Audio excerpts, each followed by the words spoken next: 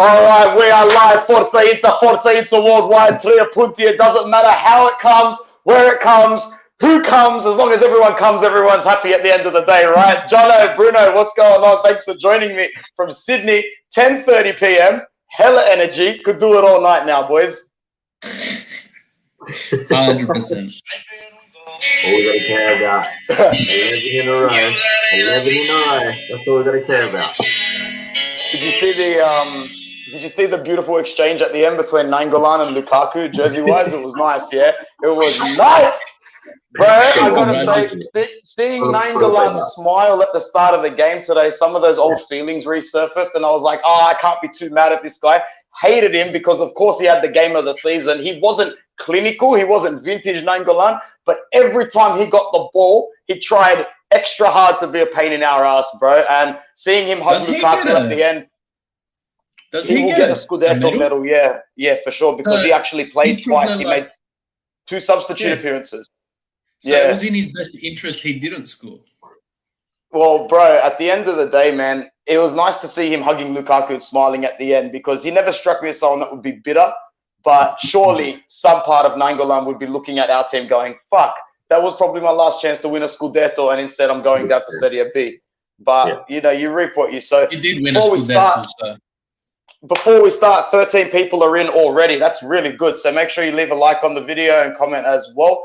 And we'll start going to a few comments before we talk about the game so I don't get too backed up. Let's go. Anto, Forza Inter, Forza Damian. Damian, he wasn't great today, but still always looked to back himself. Yeah, he did his job really well. What a stressful game. I'm so happy. Forza Ragazzi, Forza Inter, 100%. Woke up at 6:30 to support our boys. Yeah, bro, that's a really good time here in Australia. But, you know, enjoy your comfort wherever you are. I enjoyed my right hand jumping into the ceiling. It's bleeding as we speak. What emotions can do to a person. What minute did we score? John, what was it? Was it like 76, 77? Yeah, about 75th, something like that, around there, I think. Something like that, yeah. Gerald, my G. I cried tears of joy when Damian scored. I was screaming all over the place, man, because it was one of those goals that I knew wasn't going to get checked either. I was watching everything in the build-up play so carefully. I'm like, well, they're not going to check that. Nothing's been wrong. The whistle hasn't stopped for a while. So, yeah, no one deserved a goal more than Damian. Boys, before we go into the specifics, man of the match for today? The Cagliari goalkeeper, first Serie A fixture, he was unstopped. Look, first ever Serie A appearance. He played phenomenally. You know, if Radu doesn't work out, I definitely want to be going for someone like that. But he played. Look, those just the Ericsson bullets. Yeah. Out of nowhere, like you need a special type of confidence to stop that on your first game, and I'd have to give it to him. Otherwise, I don't know who'd give it to in the Inter team. Damian, because he scored, but other than that, no one really shone. Or Sensi, he didn't get injured. He deserves a medal. What did you think of Sensi today, by the way, man? I actually thought when he did get time on the ball, it was okay, but he was still dusty and he got knocked off. This is why I was saying pre-game, man, when we pressed in midfield, we weren't solid enough. We weren't strong enough. We needed someone to be able to bully players a little bit more off the ball. John, what do you think? Look, can I just take it back for a sec? Like looking at the lineup and seeing Ericsson and Sensi, at first I thought, wow, look at this creative midfield. We're going to be penetrating everything and this and that. But Sensi overall, I thought he was okay. But to me, the chemistry just wasn't there. Obviously, he hasn't been playing as much with us and all that. But didn't it just show how much we miss Barella? That extra little bit of grit in the midfield that we lack to have our 3 midfielders, as we know, that played today. Man, I thought we were too just fart-assing around. There was too much lateral movement that first half. There wasn't that penetrating ball that was supposed to go through. And I feel like when you got 2 creative players, that they are similar in styles and that.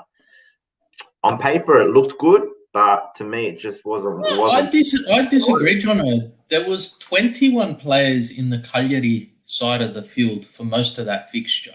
And it's very hard to be creative or create that special something when you've got all the players in the box, defending, dropping back, and all of that. But at the same time, I'd love to see more of Sensi Eriksson, because you got to think this guy hasn't played this season. He's come on, he's kicked the ball a bit, but he started, and he's coming off that. He's coming off the national team sort of high that he's got at the moment, but it takes a bit to fit into this squad. We saw Eriksson, we saw Skriniar. You know, you don't just jump in like Damian did and Hakimi. But I think Inter's biggest issue today was the lack of two strikers.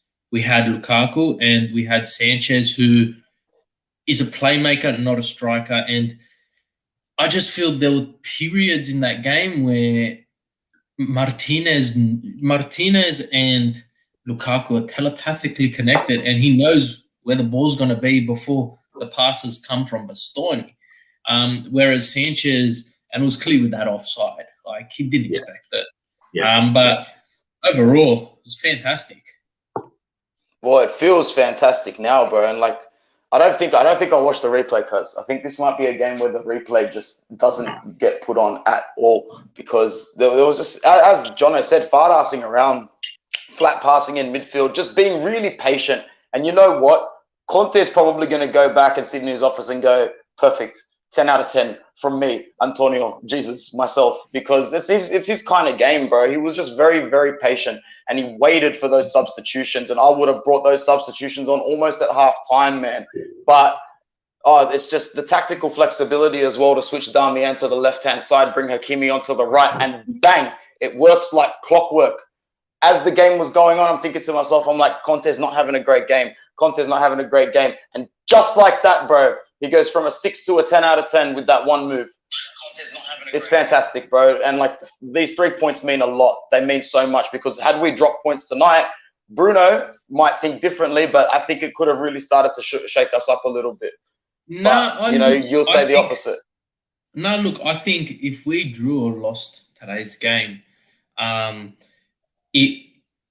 prediction would have been Inter got undefeated for the rest of the season, because Conte is not a Spalletti. Conte is not a Mancini.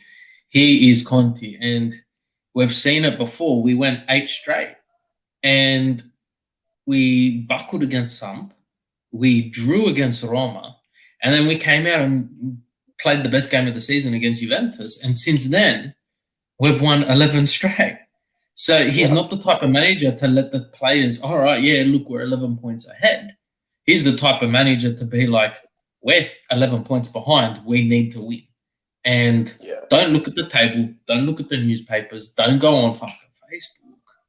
We're going to do this. And I don't know. I just think, I think, when was it? This September, October? It was trending. Conte out, Conte out. I think those numbers have dropped dramatically. Bro, you know what else has dropped dramatically? The amount of wins that we need to actually secure this Scudetto.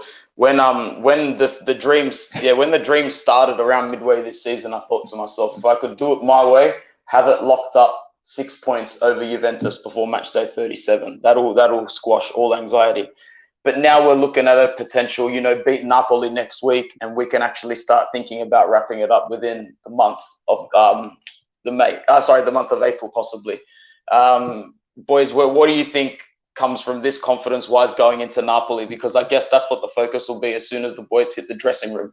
Yeah, we got away with today. We got the 3 points, but we've got 8 days to plan for Napoli now.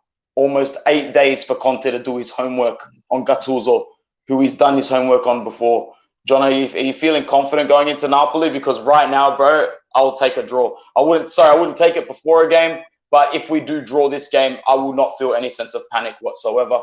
Before you go ahead, there's now 31 people watching, which is fantastic. If you're in here and you're new, please subscribe and make sure to like the video and leave a comment in the live chat. Jono, Napoli feelings? Yeah, look, I think we'll turn up better than what we did today. I think we rocked up today just expecting to just run through it, looking at the table and all that, seeing how far down they were. We just expected to win. I think obviously against Napoli, we're going to be more fired up and more prepared. Like you said, we've got 8 days. Barella's back. Everyone will have their rest. So Perisic should pretty much be back on the bench, you'd expect. So that would obviously add a bit more on the left side for creativity and that too. So we're pretty much almost full strength again, aren't we? Like everyone's pretty much back, aren't they? Vecino's good. Vidal will be good again pretty much by Napoli. Like, I actually don't think we have a single injury in the squad at the moment, yes. which is really good.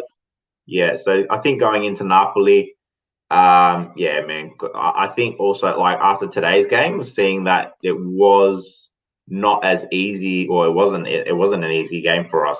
And yeah, just going into Napoli, I think we're going to be switched on, and I'd be more confident against Napoli than what I was against today before the game, to be honest. Yeah.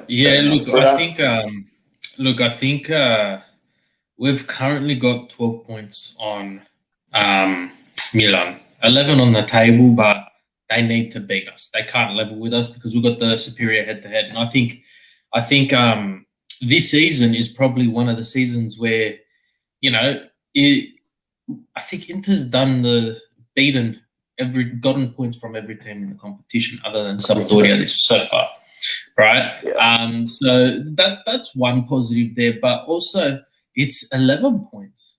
Now we're talking, you know, how many games left? 8 games left, right? 8 games left, 11 points. You know, there's only 24 points available. Now, if this was any other league, if this was any other team, we'd say the season's wrapped up.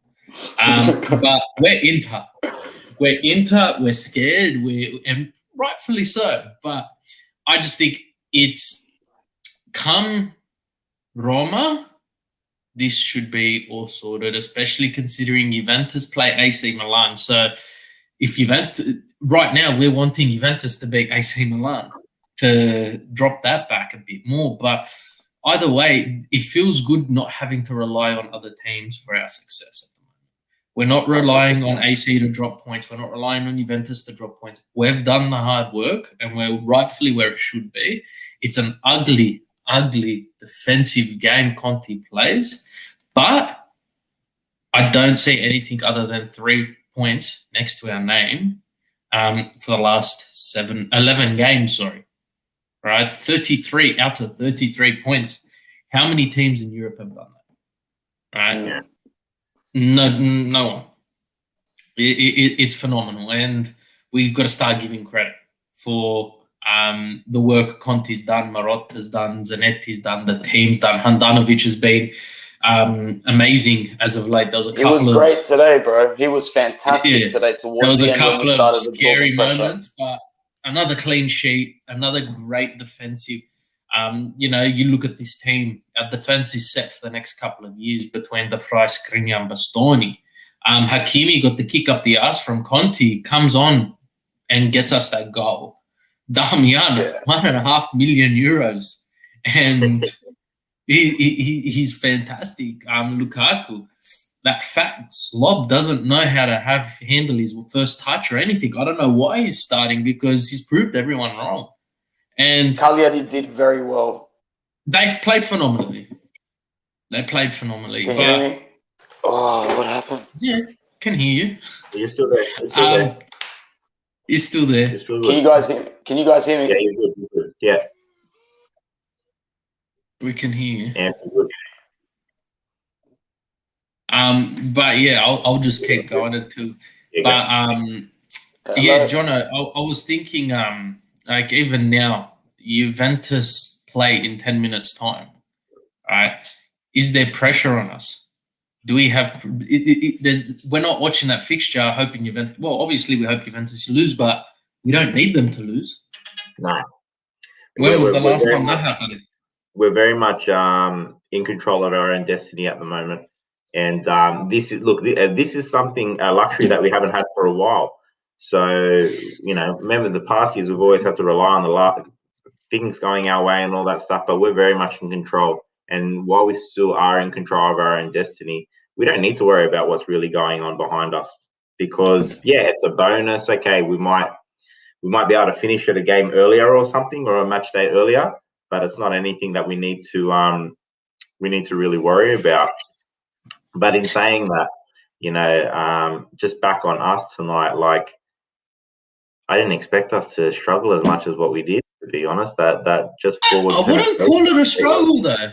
Would you? Yeah, I wouldn't call it a struggle. I just think we couldn't get the ball in the back of the net. But did we? Yeah. Like, I don't think we struggled per se. But yeah, we couldn't get the ball in the back of the net. Like, I'm gonna pull up some stats.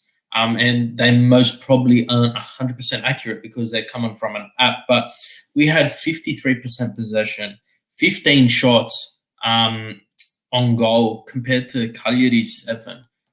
We created 14 chances to Cagliari's 3.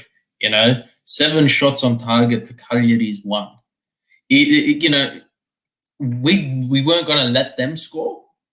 No. But yeah, I think. We need these games, and the commentators hit the nail on the head. We need these games where Martinez, Lukaku, Barella, they're not playing because they can cop an injury at any day. They can 100%. contract COVID at any day, and we need to be able to push forward with them in the comp. But in saying what you said before, did today show how much we lack an extra striker to come on and make a difference? I don't think it was the striker. I don't think, like, Ericsson took some beautiful shots, and 100%, yeah. 9 times out of 10 they go in the back of the net. I just think he had a blinder. Cagliari are in a relegation battle, and they played today like it was a relegation battle. Yeah. You know, they're fighting for their ass, and they defended like champions. And when I saw a goalkeeper debuting, I'm like, beautiful. You know, half time, I'll be able to, you know, switch off because the stress is gone. And it was completely different. But I'm just going to go through some of the comments because Ant's having some technical difficulties, and we can touch on that. But there's a couple of comments about Gagliardini. What do you think on that? No comments on Gagliardini. You're just gonna keep your mouth shut. No. You froze on me for a second there, so no. Oh, okay, yeah. So there's a couple of people have made comments about Gagliardini, the nutmeg especially. Razor of Orion has commented on that, but yeah. Do you think Gagliardini and Vecino are phasing out of the Inter squad now with the caliber of player we've got there? I think if you look at our squad in general and see when everyone's fit at the moment, yeah, you definitely have to say that the standard that we're at the moment in regards to the quality that we've brought in over the past, 18 months, 2 years, they're definitely not up to the standard of where we're currently at. So, yeah, they would be phasing out of our squad. But in saying that, as much as today they didn't have a great game, they have served their purpose in certain moments and all of that, and you need to pay credit where it's due for those times. But today, Gags was pretty average, wasn't he? Yeah. Look, I think they're the type of players that you come on when you're parking the bus. Yeah. You bring them on to park the bus because they've got the discipline and the mentality. So then in saying that, when Conte took both of them off and took Sensi and Ericsson off and put both of them on, do you think that was the right move?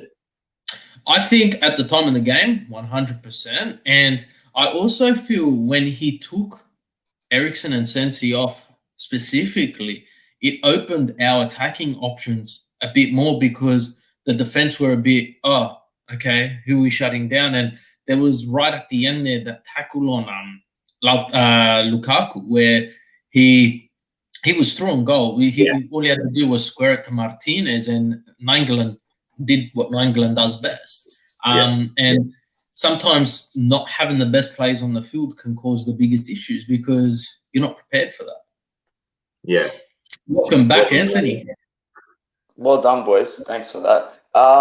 Yeah, pretty much agree with what you said. Having Vecino and Gagliardini off the bench, they're not bad options, but I think they're starting to outgrow. But like Bruno called this when Conte pretty much came and signed for Inter. Conte is not the type to sacrifice players even if it means keeping them on board just so he can use them for 10% of the season.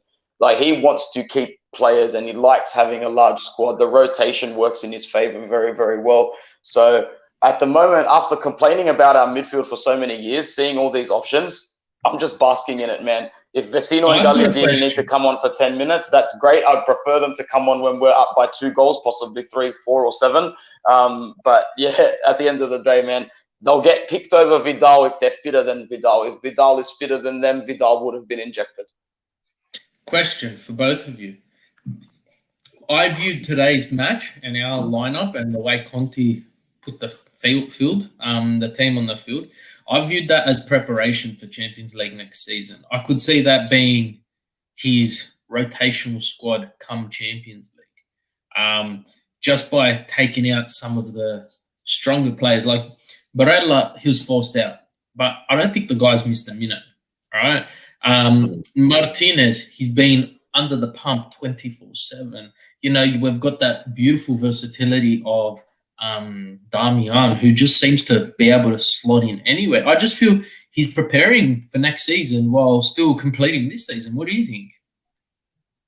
You go. It's a good shout, bro. It's a good shout because we're going to have to be, because the way that we've been playing the last few weeks, that won't go down well against quality opposition in Europe. We'll get absolutely ransacked. So we're definitely going to have to try and play more technically and on the front foot in Europe next season, especially since we're going to be in pot 1. There's points there for the taking. Like, I don't care what anybody says. This is going to play a huge difference. It's something that's really vexed us in the last 2 years. So, you know, hopefully we don't just get Barcelona or Real Madrid or whatever team comes second in La Liga. And I think we're in for a decent Champions League campaign. Whoever comes second does not bother me. Probably Atletico that's going at the moment. Straight up. There's got to be some good games on for the rest of the night, yeah? Because it's only 11 o'clock and I don't have school. So Leicester, so Juventus start in 1 minute. Do they play now? Juventus, Genoa, Lazio, Hellas, and Napoli Samp. So all 3 teams are playing in. They start in approximately 1 minute's time. Mad. I hope they concede on air. That would be sick. I'm currently keeping an eye on one of my Belgian games that I have in a multi at the moment, and they're winning 4-0. So that's always good. But across the board, there's a couple of good games. For some reason today, it's a lot more prominent than normal.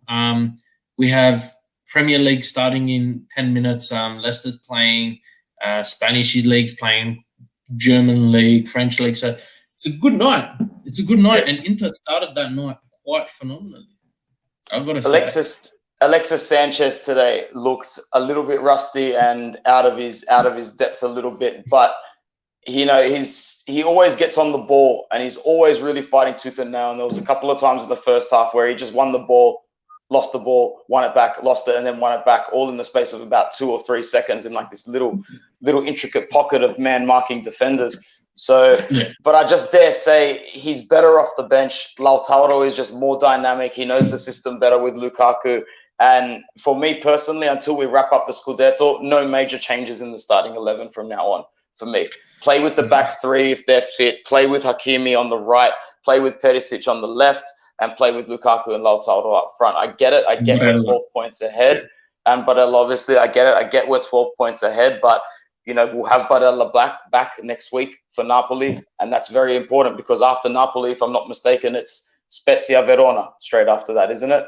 So Spezia Verona, it's right there for the taking, like within the next 2 or 3 match days, man. So as long as Conte's got the boys' head screwed on, I'd like to think that these asshole-type victories over Sassuolo and Cagliari might just be the worst that we've seen of Inter for the rest of the season. Like, we're not going to dip in the next few fixtures as much.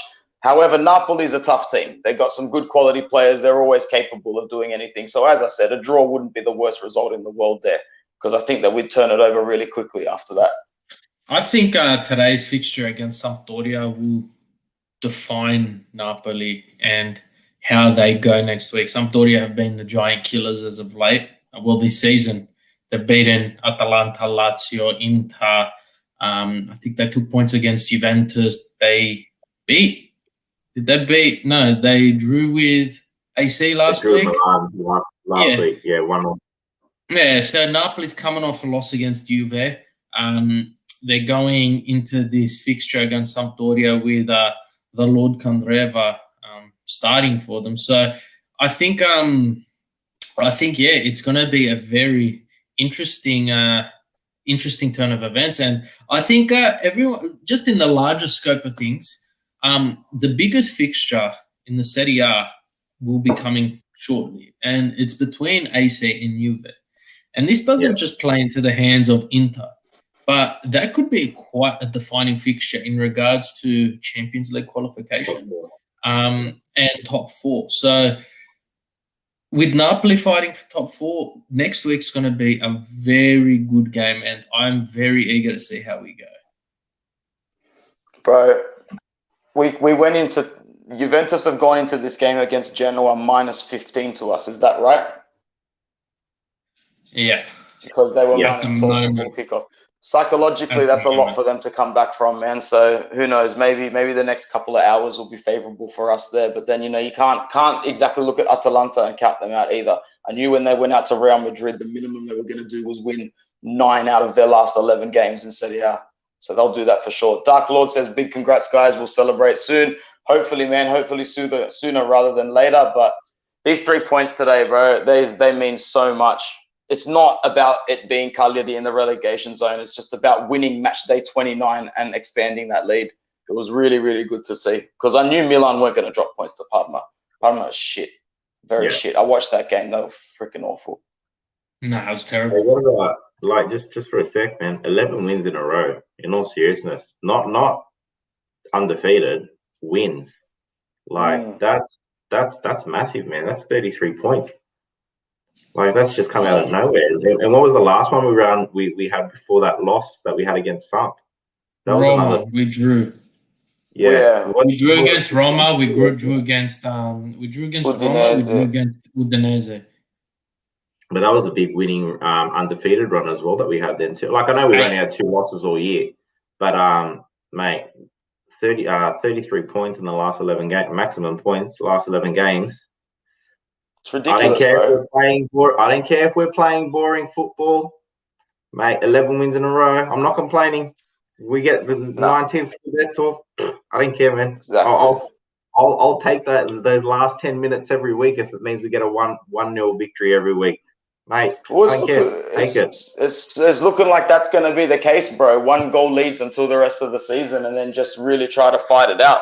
Napoli next week, it'll be a more open game. I feel like we'll just have more time on the ball, out on the wings as well. Cagliari did really well defensively today, man. It's hard to believe that they're in the relegation zone when you look at the quality in their side and their team sheet. I don't know, man. Who out of Cagliari would you take? Because for me, I'd take João Pedro as a backup for Lukaku straight away. 100%. I would. Yeah. I couldn't believe when he came on. I'm like, how is that happening? I'm like, Nangola, Duncan, Asamoah, Godin. Fuck me, it's bootleg Inter FC, bro, today. And how much we were thinking, man, one of these older Inter players, man, knowing us, they're going to score against us. Just an update, guys. Juve are winning 1-0 after 5 minutes. Already. Oh, there you go. Right. So back to 12 points. Yeah, it doesn't matter. They're behind us anyway. Who cares? Nah. We do us. I'm over the moon, mate. Over the moon.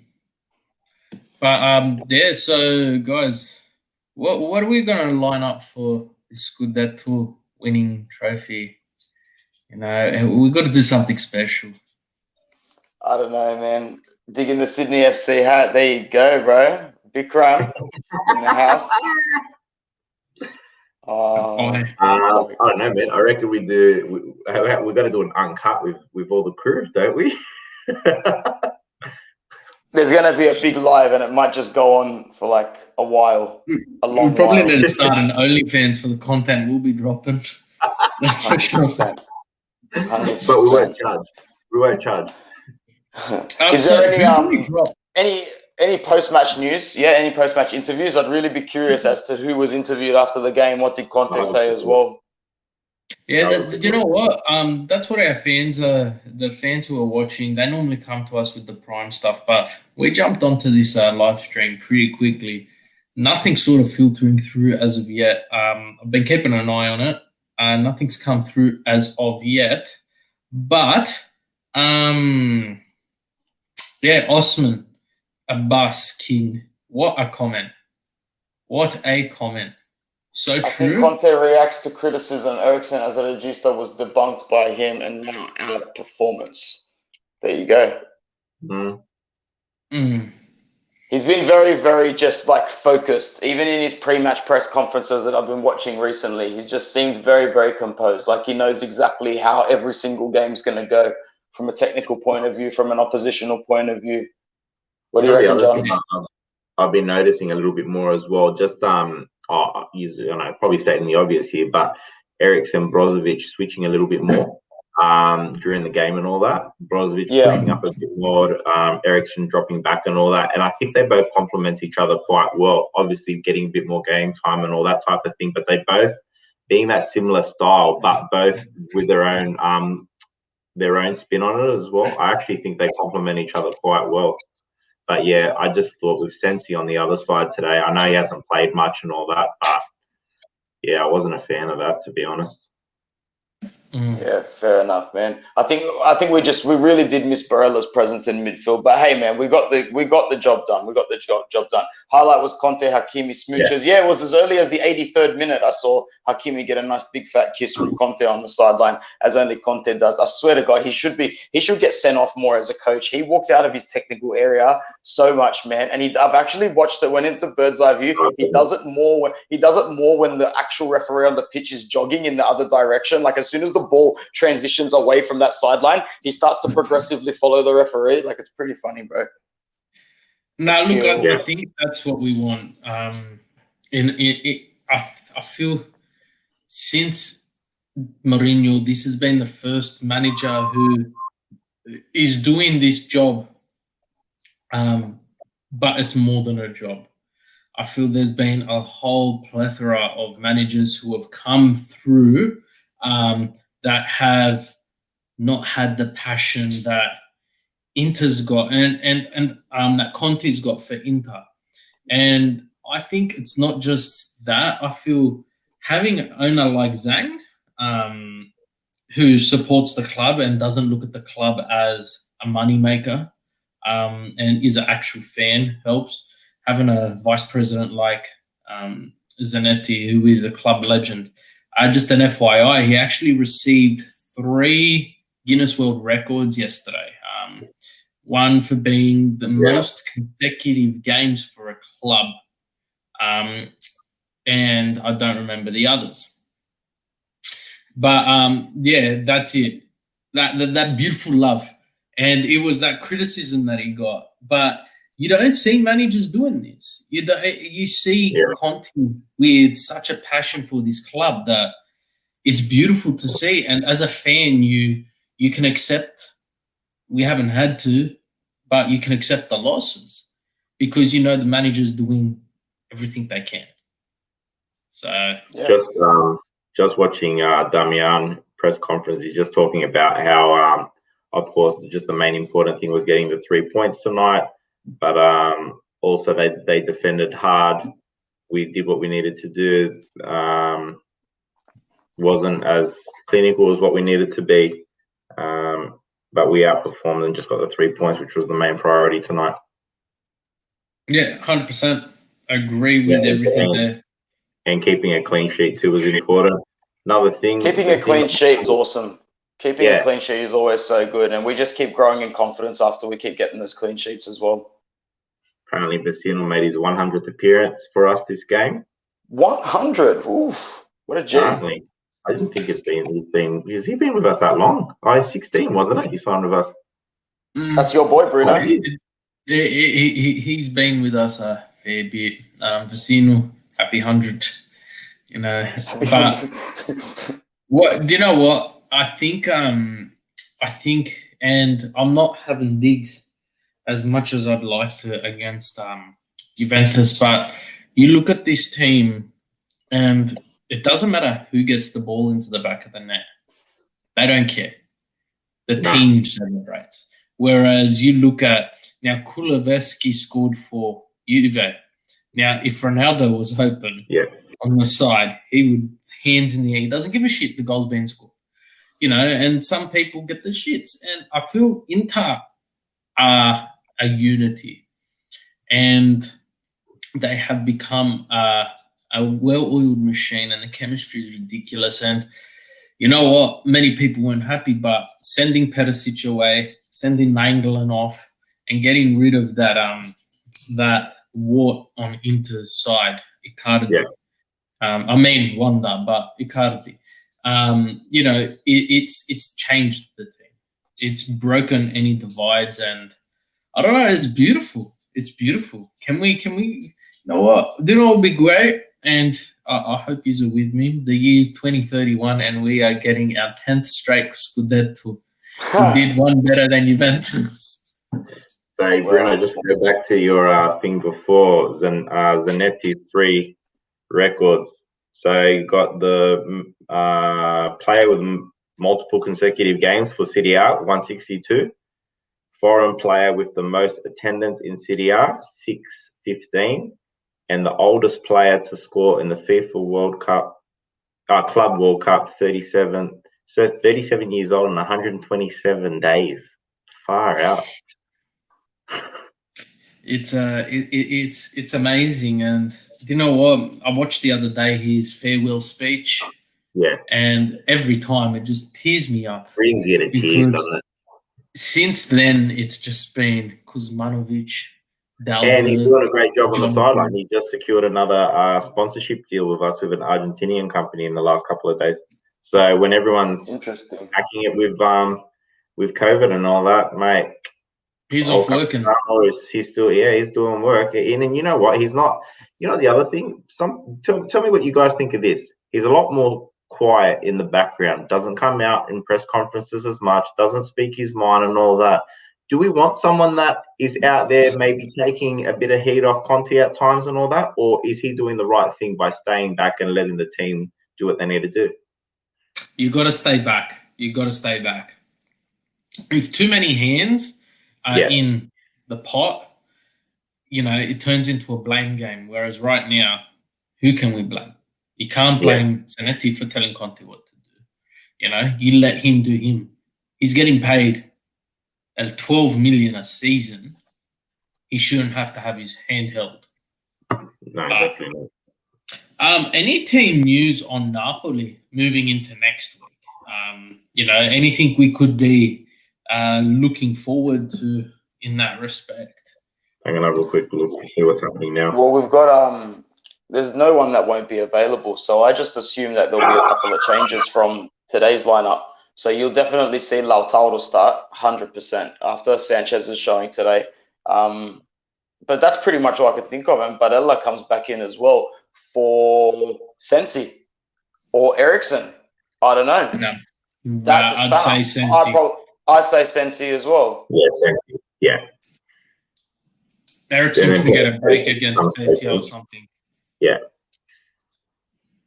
And then your substitution, Vidal would probably be right, and he can come on as a sub last 15, 20 minutes or something if needed. So, but definitely Hakim is probably going to start again as well. But maybe Damian can start on the left. We've been saying all season that he deserves to get the nod on the left-hand side. He's already played on the left-hand side this season, but only sporadically as the game has gone on. So he might be able to start. I honestly think, and Biggie just made the comment, Perisic better start next match. And I was literally about to say, I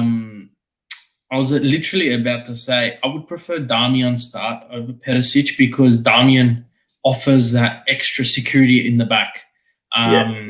He's very defensively minded, whereas Hakimi and Perisic are very attacking minded, whereas Perisic is traditionally a left winger. So if we go backwards and put Damian there, especially with a team like Napoli, we can afford to press up as we usually do.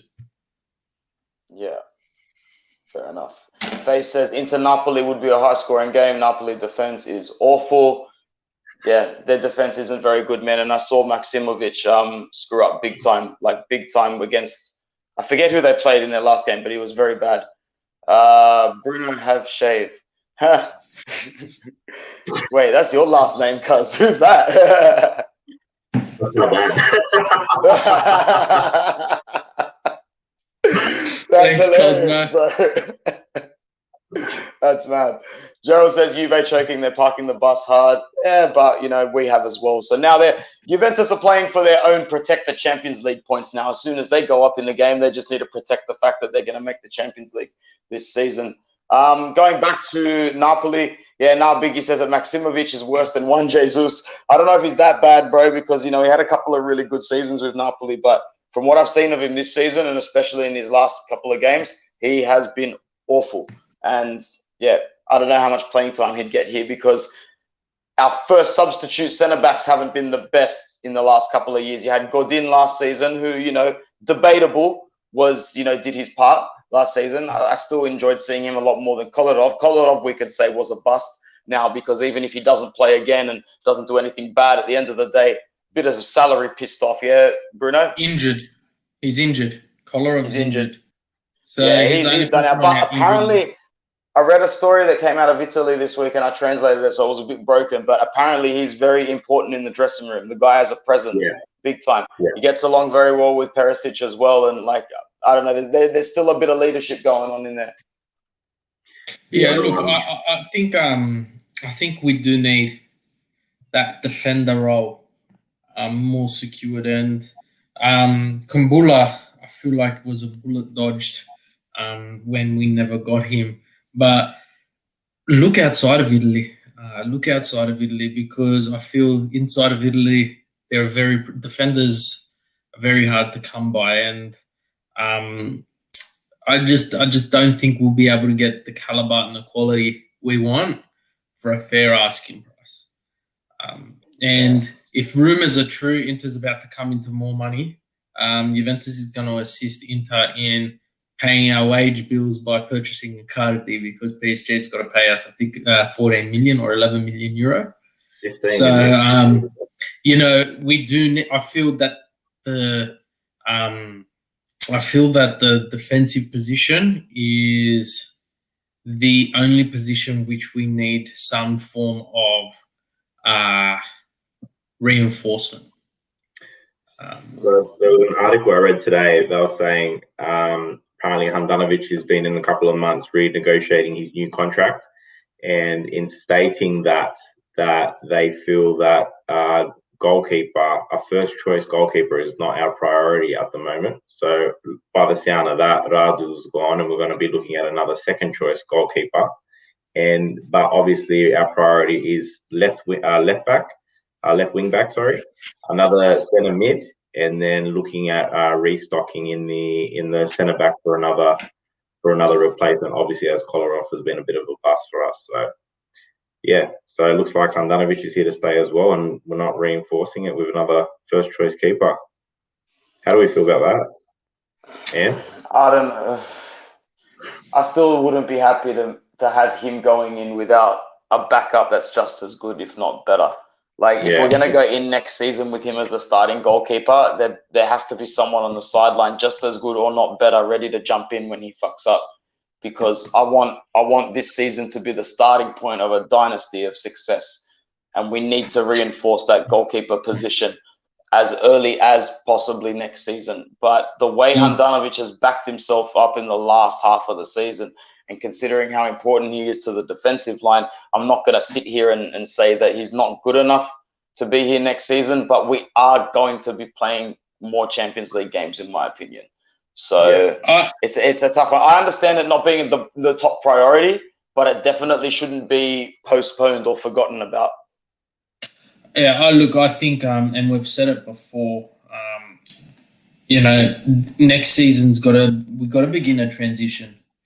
And if that means we've got 5 substitutes now, I think it's carrying on into next season. If that means bringing on a goalkeeper at the back end of the game to give them some minutes, or using a goalkeeper in the Coppa Italia, just to start building that charisma, because and we've seen it many times before, it is very hard to get a goalkeeper, doesn't matter which team and who they are, to come and perform for your club straight away.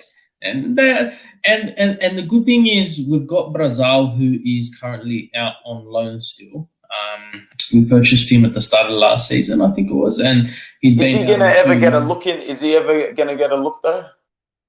Well, you got to think, is Radzu ever going to get a look the way we're going? You know, yeah. And his father, his manager, came out very, very upset.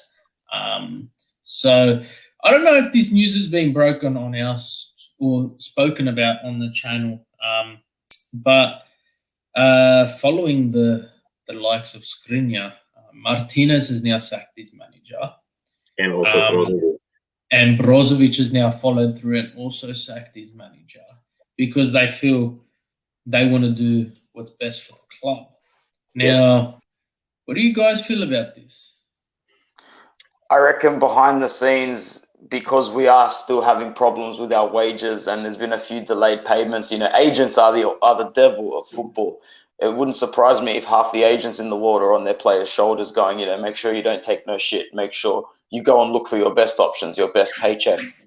And at the moment, I think full credit to the likes of Marotta, Zanetti, Conte, because this is a very, very attractive club to play for at the moment. You can tell. You can tell by the team chemistry. You can tell by how everything has been very disciplined. You know, people need to remember that Brozovic was on a yellow card booking away from getting suspended for a good couple of months. The old Brozovic gets a yellow card straight away and ends up suspended. I don't know how he maintained himself so composed. He wasn't the only player to do that. There's a certain aura around this dressing room and management and success structure at the moment, and it's very, very good. I think that Mercato-wise, we need to go in for the kill for one or two positions. One of them should be De Paul, as Steffes said. I watched the game last week. Udinese played him once again. He was the best one on the park for them. He should have had a goal. He missed. And now Biggie says we better get a starting left wing back. So I'm here saying it to you boys now.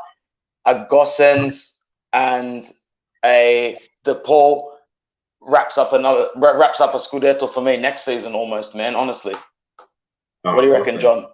Yeah, we get Gossens. Like, that's probably our only, in all seriousness, that's our weakest link, is our left wing back. And Perisic being a makeshift left wing back, he's done all right so far.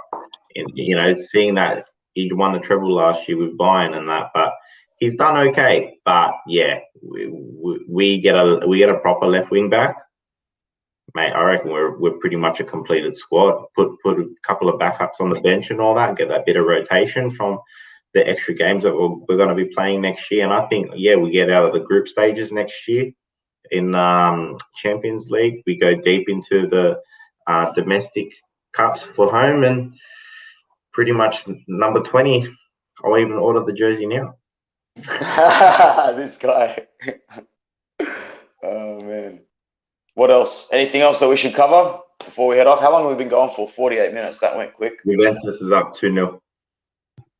Yeah, as I said, it's nice to not actually give a shit about them and their performances. Hey, how nice is that feeling? I haven't even checked the scores. I said I would, but I didn't. Yeah. Aquil's right there. I think another striker or two. Who would we get as a backup? Who would you guys like to see? Obviously, we said for me, for João Pedro, he'd be really good as a backup as well. I'd prefer Luis Muriel from Atalanta if he's okay with coming to sit on the bench for a little bit longer than he's used to. But he doesn't really start for Atalanta at the moment anyway. I don't think Atalanta let him go for cheap money as well, to be honest. They love selling their players for an inflated price. Yeah. You know, they had this young winger who's never played for them before, just went to Manchester United for like 35, 40 million. Yeah, we know Manchester United are shitty transfer negotiators, but still, that's a bit of credit there to Atalanta's backroom staff. So you're right. Atalanta are also known to not sell within Italy. So if they're getting rid of a player, that player's leaving the country. They don't want to sell to their competition. But I'd like to see Esposito back in the squad. I'd like to see him come back and get some game time. Like, we spent 20 million on Pinamonti, who hasn't seen the pitch. You know, we've got Sanchez, who's half decent. Perisic, who can come in potentially. But Esposito needs to be to Lukaku what Martinez was to Icardi. You know, I feel if we get Lukaku mentoring this kid, our front force will be phenomenal. Especially considering,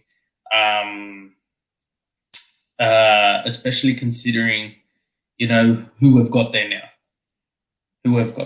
So it'll be interesting. I don't see him being like what are his qualities? I don't think he's like a Lukaku type figure and all of that. That I think we need that. What is he? 17, 18? What is he? 19? 20? 18 now. I think he was 17. 18. I'm pretty sure. 18. Yeah, he'd be 18. No one's going to respect an 18-year-old on the pitch as a leader or stuff like that. But they can be molded into the player we need. But yeah, Biggie's been on fire tonight. But look, I don't know if I don't see him coming as a striker to start. But he's that player you bring on, and we already saw the harmony between him and Lukaku last season, where that penalty was given to him, and it meant absolute well to the kid. But if we move down to Biggie's next comment, Giroud over to Dzeko any day of the week. Dzeko's already causing problems at Roma. And I don't want to be giving money to clubs within Italy, but Giroud's been absolutely phenomenal for Chelsea this season. Yeah, 100%. Phenomenal. Something that we haven't discussed, and it's something that your dad's asking, Jono, what do you think of the 4th jersey? Are you going to buy it, bro? No, not for me. No. I know he bought it. I'll buy it and I'll wear it on stream, but it's not. So in regards to the current 4th jersey, there's an issue with the Lega Serie A, stating that there are too many colours on the jersey and it can't be approved to go onto the pitch. I don't know how accurate those reports are. It does make a bit of sense because I feel like we'd have to put a warning on before any game. Yeah, so we'd have to put a warning on before any game to say anyone who suffers from epilepsy, beware, because this jersey will trigger something. But I want to. So I'm more interested in the new kit sponsor and next season's jerseys, especially if we win this season. You know, I'm starting to grow more and more fond of this new logo. It's a new page in the history of Inter, and what a season to fucking start this. You know, we start the decade with a Scudetto, new logo, new jerseys.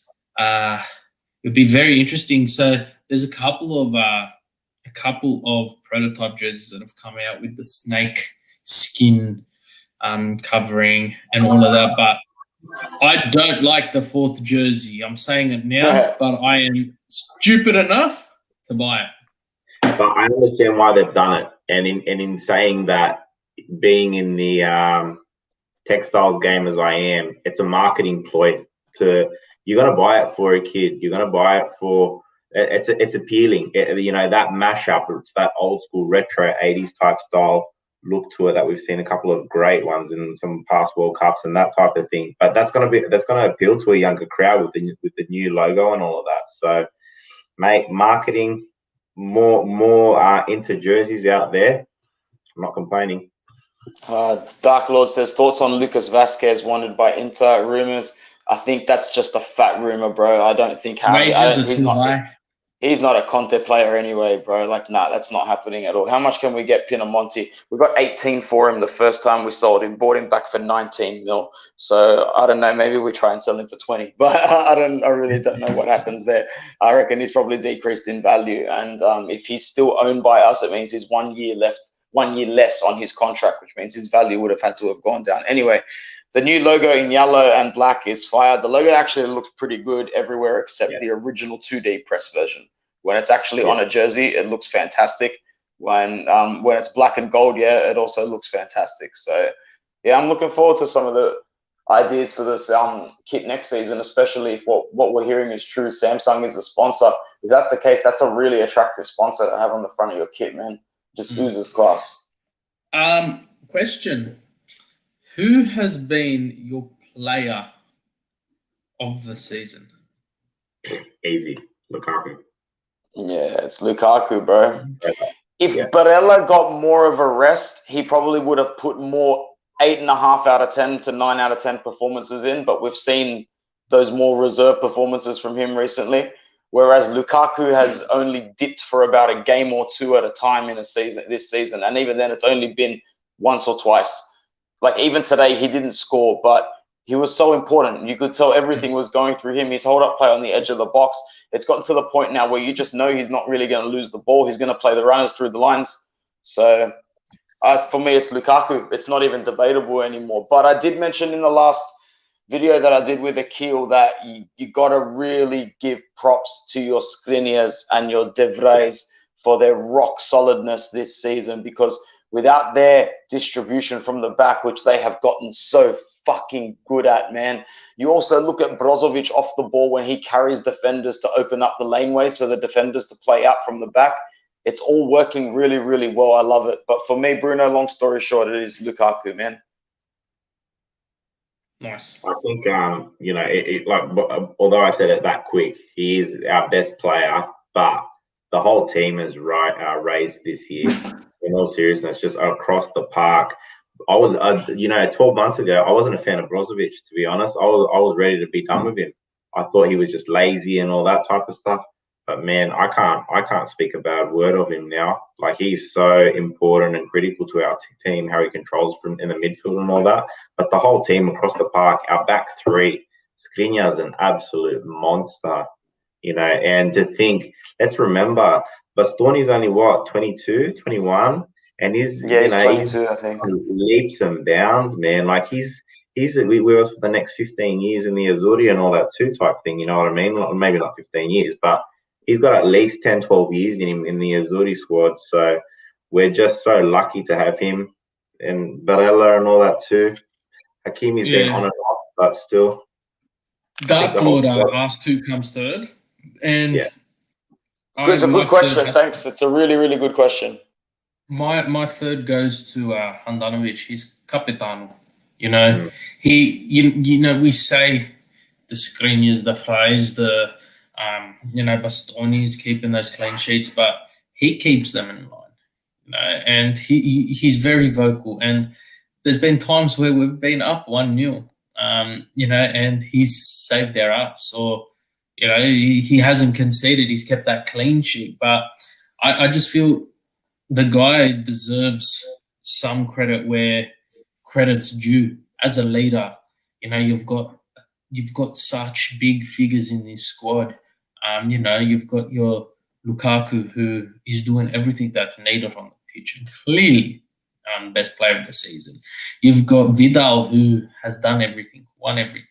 Other than a World Cup, what hasn't the guy achieved?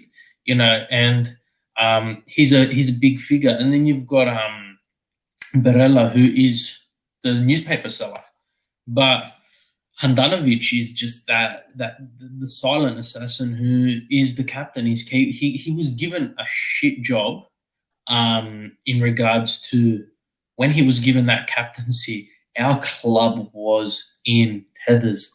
We were traveling to Slavia Praha, and it was just a shitstorm. And since then, he's just guided this team, and I don't know. I just feel he deserves it, and he's proven it.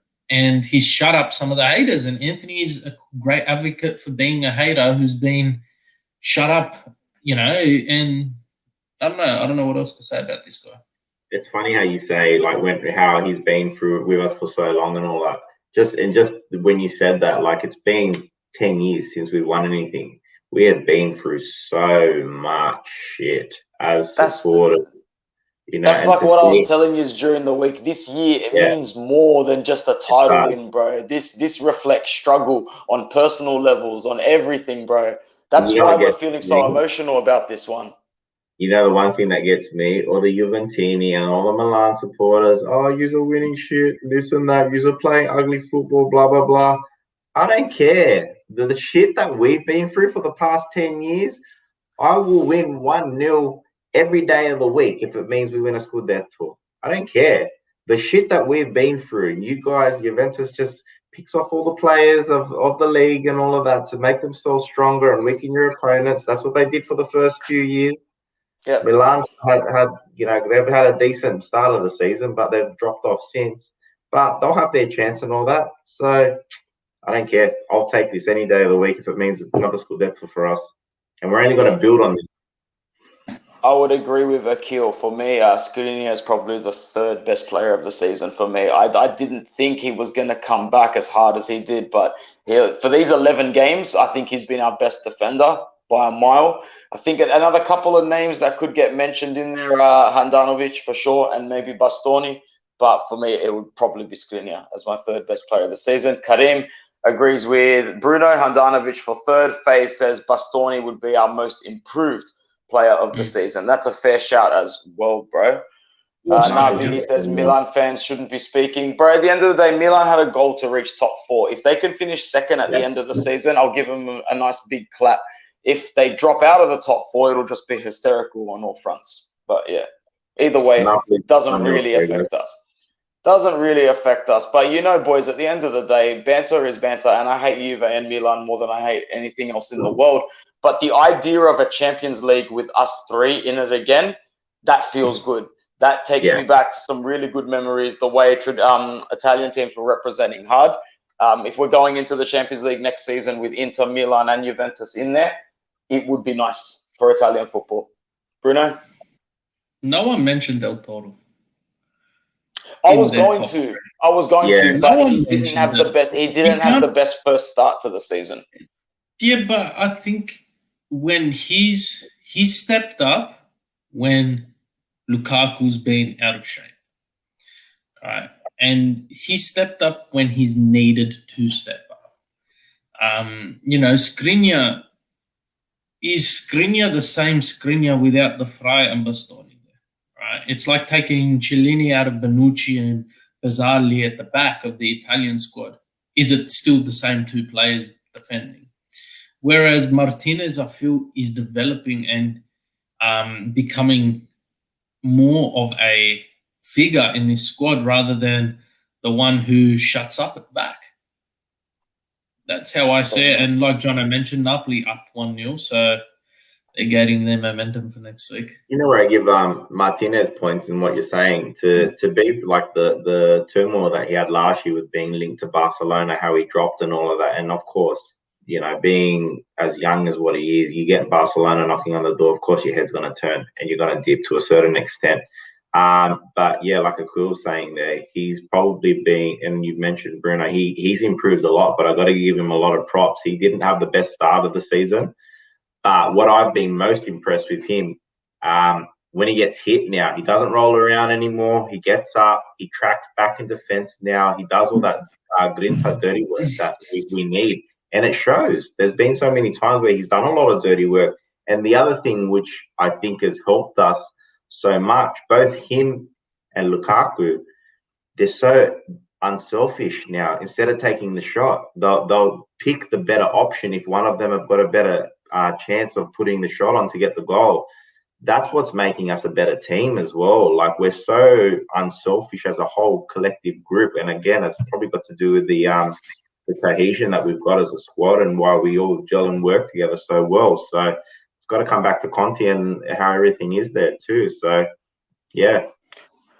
Boys, we've been going for over an hour, so it's pretty much time to wrap this one up. Let's have a nice little look at the table before we do that. Oh, it looks juicy, doesn't it? Napoli are up 1-0. So looking at it at the moment, boys, match day 30, 74 points.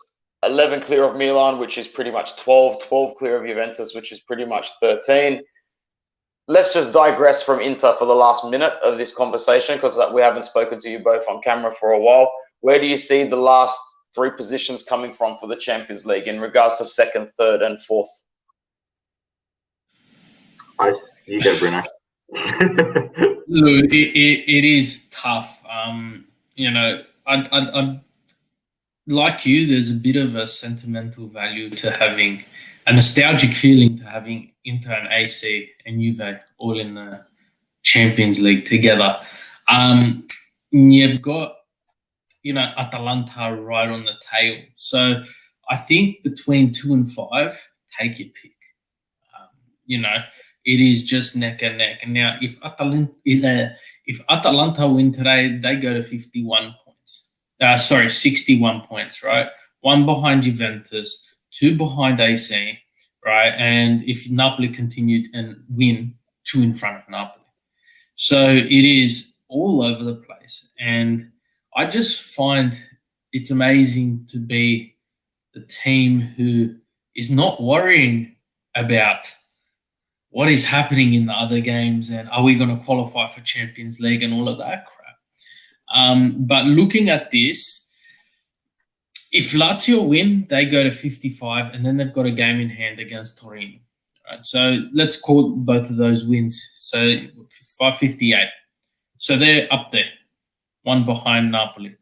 But I can't see Milan dropping out of the top 3. Sorry. I reckon they're at that stage now where there's so few games left, they might just be able to grind it out, bro. Like, it would be very funny for them. Red card or you, yeah, well, Ibra got a red card yesterday for saying something that the ref wasn't happy about, so he misses the next game. I would say the winner of Milan-Juventus will be imperative. I reckon the loser of that drops out. It depends. Of which game? Juventus-Milan? Yeah, I reckon the loser out of that game will drop out, and I would say it'll be like I reckon Napoli and Atalanta will move up. Sorry, Atalanta will move up. You also got to remember that 6th position may turn into a Europa League spot. And then there's also that new competition that starts next year. I don't remember. The 3rd tier Champions League, is that right? Yeah, so I don't know if it's the winner of the Coppa or if it's the next position. So you've got those 2 competitions as well. So I reckon they're the competitions that Lazio and Roma are probably going for. I can't see them moving up into a threatening position. Lazio potentially, if they do get the 2 wins, one after another. But Milan, Juve, Atalanta are probably my picks. But big props to Napoli if they win next week. Yeah. If they beat. Fair enough. Jono? I reckon Atalanta for sure in the top 4. I think Milan's got a harder draw for the last few games, and I think obviously Ibra off next week, that's a massive loss for them. So, but I do think whoever loses out of Juve and Milan in that game, the loser out of that will drop out of the top 4. Yeah, fair shot. Mossab says Conference League is happening. Apparently so. That's what Bruno Damasio says. So it could be on. Can Roma win the Europa League? 100% they can. Will they win it? Probably not, because their mentality is pretty fragile. To be honest, like the fact that they even got the win against Ajax, I was very surprised at. I wouldn't be surprised to see Roma go through, but I also wouldn't be surprised to see Ajax whip them at home. It's that kind of season for Roma. Boys, you want to chime in on that one quickly? I hope they win the Europa League. I really do. It's another Italian team in the Champions League, and I feel it's another competitive Italian team. I can see Fonseca leaving at the end of getting sacked. So who knows? But with the competitions that's there, you got Villarreal, Arsenal, and Slavia Praha grinded out a draw. Manchester United won, and then you've got Roma and Ajax. So the competition's there. It's just a very hard one to pick. I reckon Ajax or Man United. They're going to overturn it completely. It's 2-1, yeah, but it was in Amsterdam that they won 2-1. So that means they're going to have to embarrass Rome in Rome. Yeah, I reckon they can do it. They need a 2-0 win. That's what I mean, bro. Nothing will surprise me. All right, let's run through the last comments before we wrap this up. Sal, if it comes down to the final game between us and Atalanta and it's for top 4 against Milan, should let Atalanta win. We've already played Atalanta twice this season, bro. We play Udinese on match day 38. But yeah, and I'm really glad that Atalanta is not one of the teams we play in the back end of this campaign, because they would be the nightmare team to play. Yeah. Roma is the eternal runner-up of a club. Yeah, pretty much, bro. 7th place goes to Europa League if Atalanta and Juve make Champions League, because they are cup finalists. That's interesting. Thanks for pointing that out, Mo. So 7th place in Italy should go to Europa League this season. Nice one. The best Roma could do is finishing as a runner-up, possibly, and then 8th place goes to the Conference League. There you go. Okay. Cool. Does not concern us. Atalanta plays Milan. Sorry, my mistake. Yeah, so Atalanta still has to play Milan. Atalanta's got a tough schedule as well. I just feel like they're going to grind out the most points out of the teams that are left. I'm really looking forward to this Atalanta-Juventus game next week, because, you know, even if we were to drop points and draw to Napoli, if that game between Atalanta and Juve ends in a draw, that's like a win for us at the end of the day as well, man. So I'll definitely be hoping for a draw in that game. To the boys, an hour and 10 minutes strong, 11:50. The adrenaline's just starting to wear off now, and I feel like it'll be a real easy sleep. So, Jono, thanks for joining us, bro. Thank you, guys. Thanks for having me back. No worries. And brother Bruno, all the best, my man. All good?